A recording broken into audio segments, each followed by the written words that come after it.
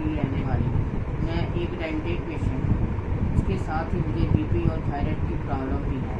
इसके चलते मैं कई बार हॉस्पिटल में भी एडमिट हुई हूँ। इस समय कोरोना महामारी का जो चल रहा है उसकी वजह से मुझे भी एक कोरोना पॉजिटिव हो गई थी। इसके कारण मुझे कफ और बलगम की बहुत प्रॉब्लम थी। तो मेरे बेटे ने मुझे SHPL का कफ सिरप और ये काढ़ा मुझे पीने के लिए दिया, जिससे मुझे काफ़ी फ़र्क पड़ा। इसके बाद मैं 8-10 दिन में ही रिकवर हो गई। इसके बाद मुझे बहुत कमज़ोरी और सांस फूलने की प्रॉब्लम हो गई थी।